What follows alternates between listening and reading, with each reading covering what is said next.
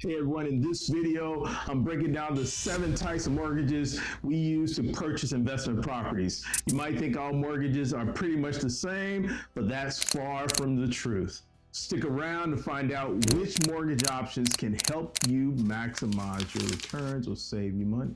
Choosing the right mortgage for you and your investment properties can significantly affect your financial costs, your cash flow, and your overall success. Picking the wrong one could mean higher interest rates, bigger monthly payments, and financial strain. That's why understanding the different mortgage options and how they fit your investment strategy is crucial for making the smart decisions and boosting profits.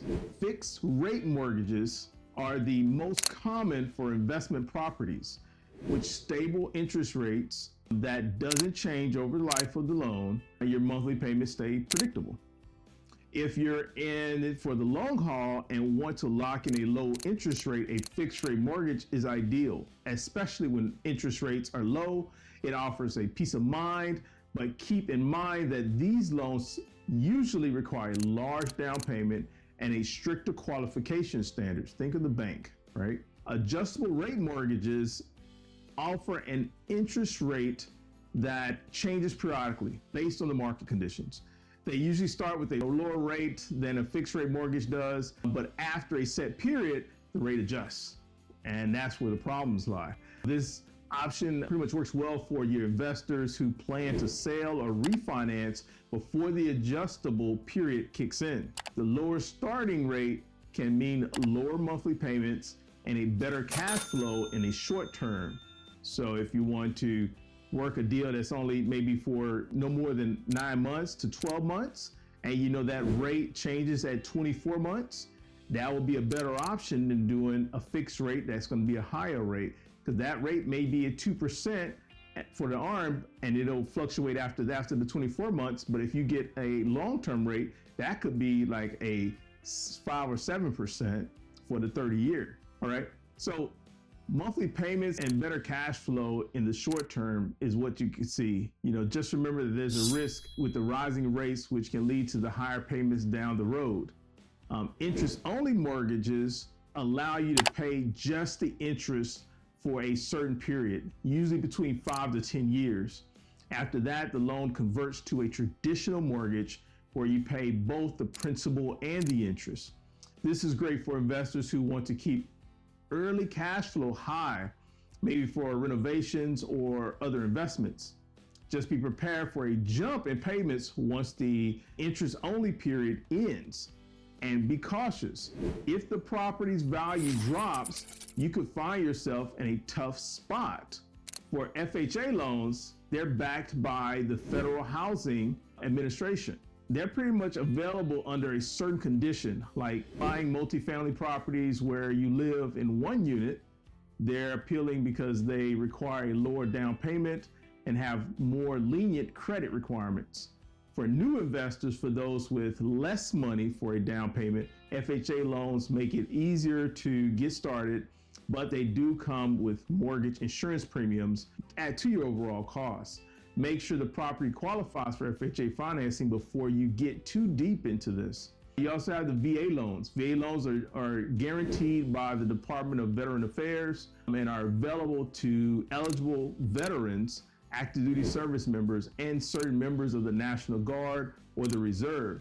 These loans don't require a down payment and often offer a better interest rate. If you're eligible, VA loans are pretty much fantastic for buying multifamily properties, provided you live in one of the units. Financing up to 100% of the property value can be a game changer for building your portfolio. So if you found a duplex or a multifamily unit, you can live in the one, rent out the other units, and have them pay for your mortgage. You know, live there rent-free or mortgage-free pretty much, because they're paying for the mortgage. However, not all investment properties qualify, so make sure you meet the specific requirements. That's the kicker to all these other nice ones. They're great and wonderful, but there are heavy qualification requirements behind them. Portfolio loans. Portfolio loans are held by the lender instead of being sold on the secondary market. They're useful for properties that don't meet traditional lending, such as a fixer-upper or a unique property. These loans offer more flexibility in terms of your qualification and terms, making them a good fit for investors with multiple properties or those needing tailored solutions. But they typically come with higher interest rates and fees, so weigh the costs very carefully.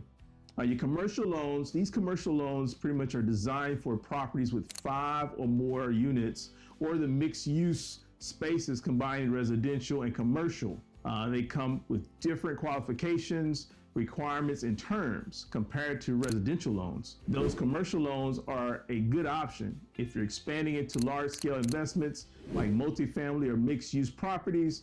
Just keep in mind they often require a bigger down payment and come with a higher interest rate. Understanding the various mortgage types available for investment properties is key to making informed decisions that can maximize your returns. Whether it's a fixed rate mortgage, an ARM, an FHA loan, or the VA loan, or even a commercial loan, each has its own pros and cons. Choosing the right one depends on your specific goals and investment strategy. For more on how to use home equity for real estate investment, check out our previous video, how to use home equity to buy a second property with no penalties. If you found this helpful, don't forget to like and subscribe. Hit the notification bell for more real estate tips. See you in the next video.